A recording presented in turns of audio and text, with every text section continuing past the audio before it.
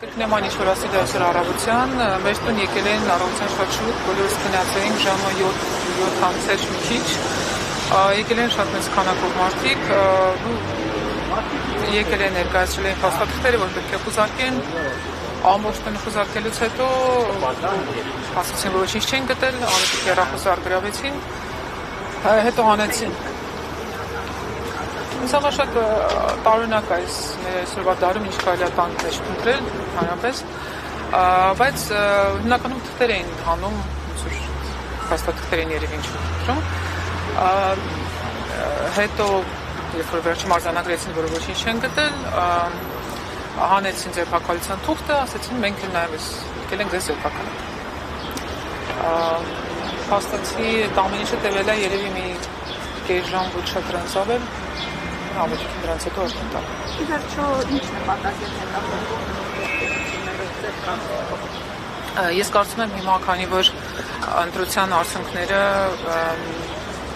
եւ հարցականի տակ են դրվում եւ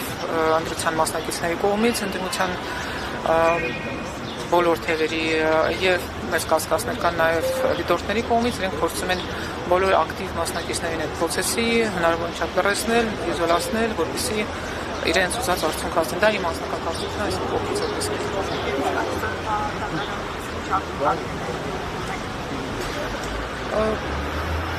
Ես կուզեի լավատես լինել, քանի լավատես չեմ, բայց կուզեմ սխալվել։ Ես ասում եմ, որ կալանք չի լինել որոշումը։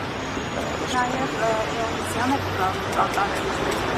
նշելով, որ իրանցյան ներկայացրած հաղորդման հիմնադրային ծրագրերը ավելի չալակունացիա հետ կապված կարող են ասել, եւ ինչպես է ստացվում, որ օրինակ բոլոր այսպես ձերբակալությունները տեղի են նրա ներկայացրած հաղորդման հիմնադրամը։ Այդ անձնավորության մասին ճիշտ ասած չէի ուզի հիմա խոսել, ներկայանում է որպես անկախ դիտորդ, ես թվում է ինքը ԿՊ-ի վստահված անձն է եւ գործում է ոչ որ իրենց հետ համենայն դեպս համակարգված։ Այլ բան դժվար է ասել։ Քննչական կոմիտեն ըստեղության հաստատեց օրգանիզացիան մեջ լսվող ձայնը ենթադրաբար Ավետիք Սալապյանին է, դուք ինչ կասեք սրա վերաբերյալ։ Այդ առում ճիշտ ասած չի կարող վերաբերվել, ես չեմ մասնակցություններ,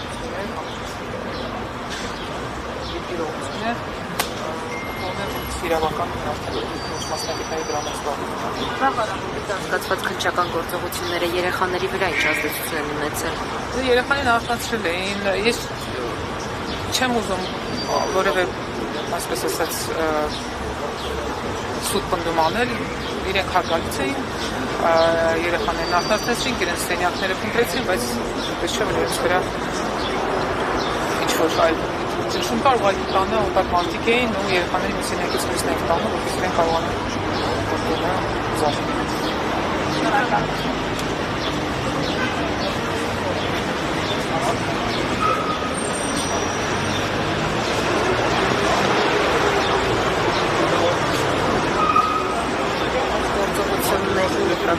Ինչ վերաբերում ունեք, ինչպես գնահատեք։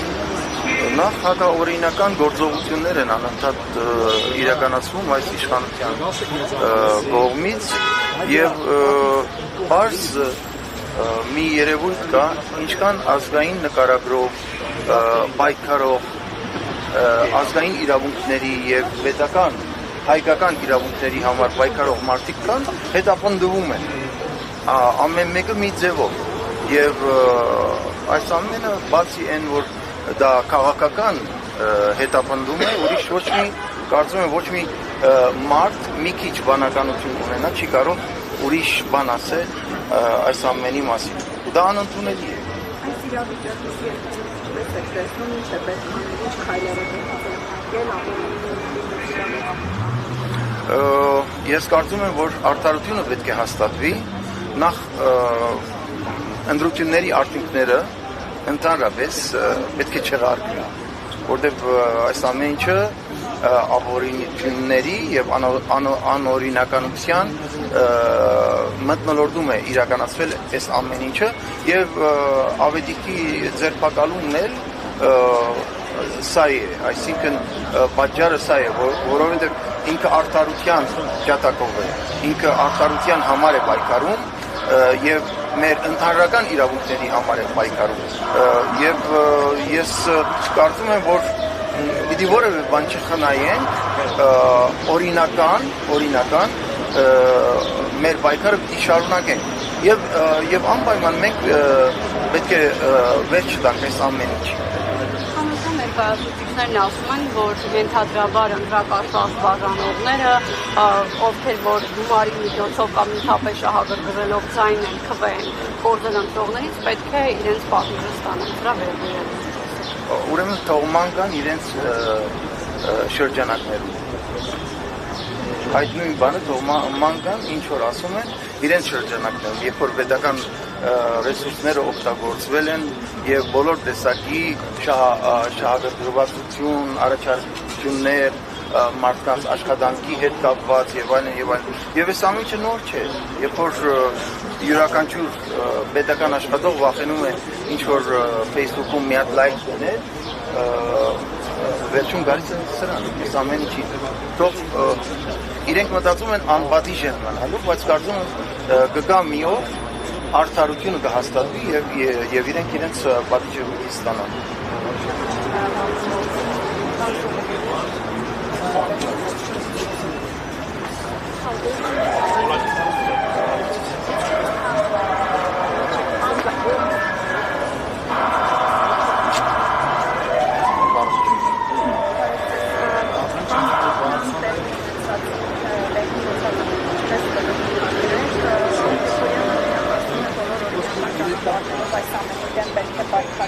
Այդ օրինական ճանապարհների մեջ փողոցային պայքարը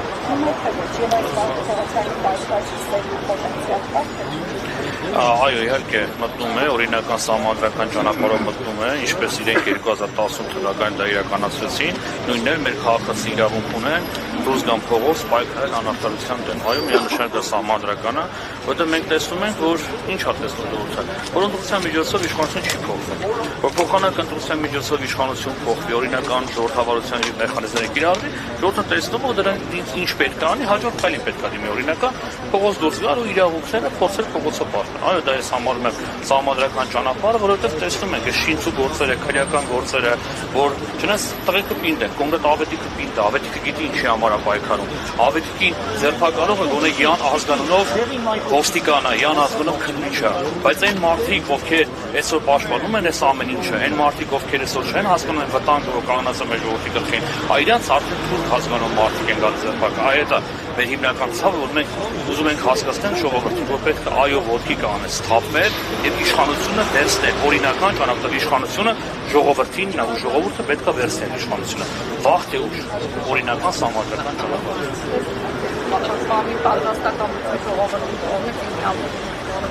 Անկեղծ ասած, ես կարծում եմ, որ քաղաքական ուժերը պետք է դրանով զբաղվեն, դա քաղաքական ուժերի խնդիրն է։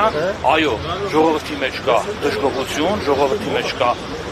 հետևյալ մոտեցում, որ ընտրությունների արդյունքում իրանց կերծվել է, ընտրությունների արդյունքը չեն համապատասխանում են պատկերությունների իրականում կա, ու ժողովրդին պետք է մոբիլիզացնել, ժողովրդի հետ պետք է ճիշտ աշխատել, ու ժողովրդին, այո, պետք է ժողովրդին համախմբել ու գնալ այն ճանապարհները, ինչը մեզ օրենքով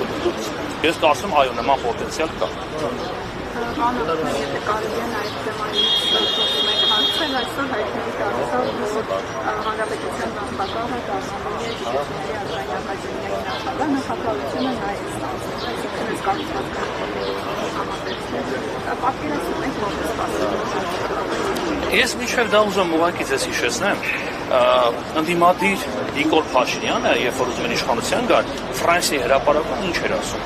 Ֆրանսիայի հրապարակում ուղղակի ասում էր բուհերը, հասարակությունները հետազոտական, պետք է ամբողջությամբ ապաքաղաքականացվեն, պետք է ռեկտորին ընտրեն բոլոր ուսանողները, բոլոր դասախոսները, իսկ այսօր ապաքաղաքական, ապակուսակցական պայքարից է խոսում, այսօր բոլոր բուհերում քաղաքական կուսակցական դեմքեր են։ Այո, նույնը նաև սա խնդրալուց է, եւ գիտեք, մենք նույնիսկ օրենքի դեմ, երբ որ օրենք ընդունում է, դրա մասին բազմիցս խոսել ենք, որ Բարձրակրթության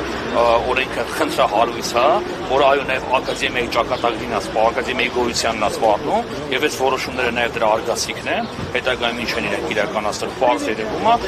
մենք գիտեք նաև սահմանադրական դատարան ենք նաև խնդրել ենք ազգերի ժողովի պատգամավորներին դիմել են Սահմանադրական դատարան եւ մոտ օրերս են Սահմանադրական դատարանում քննարկվել են Վարսովկրթության մասին օրենքի Սահմանադրականության հարցը։ Ուսանք Սահմանադրական դատարանը դրան կտա որոշակի ջուր եւ այդ օրենքը չի մտնի ուժի մեջ, որտեղ այդ օրենքը սպառում է բուխական ամբողջ հետազոտական մեր համայնքի դիալոգի վրա։